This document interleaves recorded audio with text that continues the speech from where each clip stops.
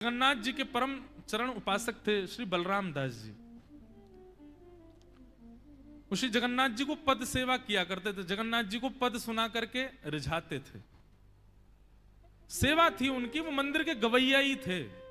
जगन्नाथ जी उनके पद से बड़े प्रसन्न होते थे। लेकिन अच्छा महाराज जी, एक चीज है, आप यहां मास कथा में श्री जगन्नाथ जी खूब आए हैं। कथा में बार बार श्री जगन्नाथ जी का खूब स्मरण हुआ और कथा में भी सामने जगन्नाथ जी विराजते हैं।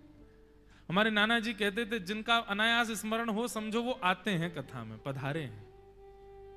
महाप्रभु श्री जगन्नाथ जी का खूब स्मरण हुआ।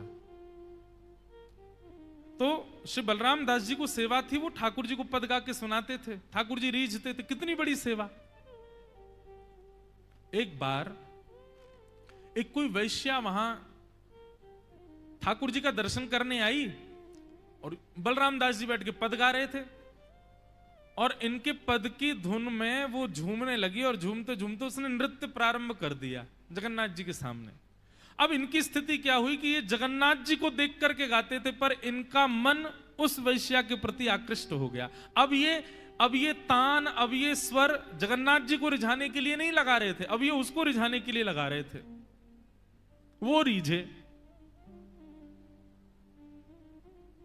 था वही गायन, लेकिन केंद्र बदल गया। पहले जगन्नाथ जी थे, अब संसार हो गया। अब तो ये स्थिति हो गई कि ये गाते ही तब तक नहीं थे जब तक वो आती नहीं थी। जैसे ही उसका आना हुआ, इनका गाना प्रारंभ, उसी को रिझाने के लिए। जगन्नाथ जी से अब इनका कोई मतलब नहीं। जगन्नाथ जी सामने खड़े खड़े मुस्कुरा रहे थे, ठीक है, नमे भक्त्या प्रणश्यति, अपने भक्त को पतन से तो बचाऊंगा मैं। और एक दिन समय आया, महाप्रभु जगन्नाथ जी की रथ यात्रा का समय था और श्री बलराम दास जी महाराज उस वैश्या के साथ कहीं भ्रमण करने गए थे। इतने भोग विलास में आतुर हो गए कि यह भी भूल गए कि आज श्री जगन्नाथ जी की रथ यात्रा है। और रथ यात्रा प्रारंभ तब होती थी जब बलराम दास जी पद गा देते थे। इतनी बड़ी सेवा थी बलराम दास जी की।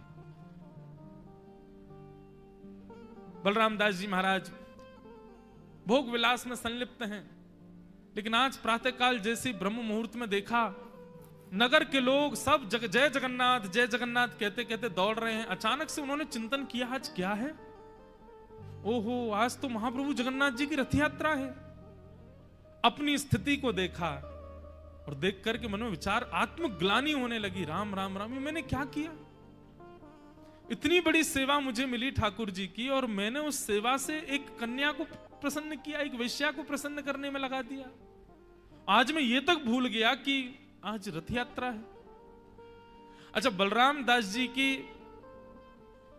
ख्याति तो थी पूरी जगन्नाथपुरी में, लेकिन उनकी बदनामी हो गई थी। सबको पता चल गया था कि ये एक वैश्यागमन करते हैं। तो पुजारियों ने पहले ही मंत्रणा कर ली थी कि इस रथ यात्रा पर बलराम दास की सेवा नहीं होने देंगे। बलराम दास जी दौड़ करके आए, रथ के सामने खड़े होने लगे। पुजारियों ने धक्के देकर के भगा दिया, व्यक्ति तू आ भी मत जाना, हमें सब पता है तू कहां जाता है, क्या करता है, सब तेरे बारे में खबर है हमको। इतनी बड़ी सेवा महाप्रभु जी ने दी और तूने उसका दुरुपयोग किया। खबरदार, जो महाप्रभु जी के सामने आया भी तो निकल जाए यहां से। रथ के सामने भी नहीं आने दिया उसको। बलराम दास जी आत्मग्लानि में इतना रोए। एक बार तो इच्छा हुई रथ के नीचे ही प्राण त्याग दूं अपने। लेकिन सब ने जब उनको भगा दिया तो समुद्र के तट पर पहुंच गए और समुद्र की बालुका से 3 रथ बनाए। एक रथ में सुभद्रा जी का चिंतन किया, दूसरे रथ में बलराम जी का चिंतन किया, तीसरे रथ में श्री जगन्नाथ महाप्रभु का चिंतन करके और उन्हीं के सामने बैठ करके गायन, जो पद वो नित्य गाते थे रथ यात्रा में, वही गाना प्रारंभ किया। कोई बात नहीं महाप्रभु, ये पूरा जगन्नाथपुरी क्षेत्र आपका है, आप जरूरी थोड़ी उसी रथ में हैं, आप यहां भी हैं, मैं यहीं आपकी सेवा कर देता हूं। समुद्र के तट पर सेवा करने लगे। चलते चलते श्री जगन्नाथ जी का रथ रुक गया। खींच रहे हैं सब जोर जोर से, लेकिन महाप्रभु जी का रथ आगे नहीं बढ़ा। राजा ने जाके प्रार्थना की, भगवान कोई अपराध बना, आपका रथ आगे क्यों नहीं बढ़ रहा है? जगन्नाथ महाप्रभु बोले, किसने कहा आगे नहीं बढ़ रहा? मेरी तो रथ यात्रा बड़े आनंद से चल रही है और हर बार तो रथ यात्रा गुंडीचा जाती थी, पर इस बार की रथ यात्रा तो समुद्र के तट पर चल रही है। मैं यहां नहीं हूं, मैं तो समुद्र के तट पर मेरा एक नंदी घोष रथ बनाया है बलराम दास ने, मैं तो उसमें बैठा हूं, वहां मेरी रथ यात्रा चल रही है। ओहो, सब व्याकुल हो गए। बोले हमने उसको नहीं आने दिया, हमने उसका त्याग कर दिया, हमने विचार किया कि वो महापतित है, लेकिन हमारे महाप्रभु जगन्नाथ जी इतने दूषित व्यक्ति के भी, इतने पतित भाव को भी उन्होंने अस्वीकार किया कि नहीं, वो पतित नहीं है, मेरा भक्त है। दौड़ करके सबने जाकर के देखा तो समुद्र के तट पर 3 बालुका के रथ और उनके सामने उछलते कूदते अकेले बलराम दास जी नृत्य कर रहे हैं, गा रहे हैं। बलराम दास जी के चरणों में सबने जाकर के निवेदन किया, बोले कि ठाकुर जी का रथ नहीं चल रहा है। बोले क्यों, महाप्रभु जी तो बैठे हैं। बोले नहीं, महाप्रभु जी तुम्हारे वाले रथ में बैठे हैं, ये जो बालू के तुमने बनाए हैं महाप्रभु जी इनके अंदर बैठे हैं। अब कृपा करो, वहां लाखों लोग हैं, तुम इन बालुका के जगन्नाथ जी को लेकर के गोद में चलो और उस रथ के द्वार पर जाके बिठा दो, तब वो रथ चलेगा। बलराम दास जी उस बालुका के ठाकुर जी को लेकर के गए और नंदी घोष रथ पर जाकर के जैसे ही विराजमान किया, जगन्नाथ महाप्रभु का रथ अपने आप आगे को बढ़ने लगा। कितने कृपालु, कितने दयालु हैं ठाकुर जी। कितना भी बड़ा कोई पाप करे उसके प्रति बिल्कुल भी निर्दयता नहीं रखते ठाकुर जी। तो ये कथा मैंने क्यों सुनाई? अंजह पुंसाम विदुषाम वृद्धिम भागवतान हितान।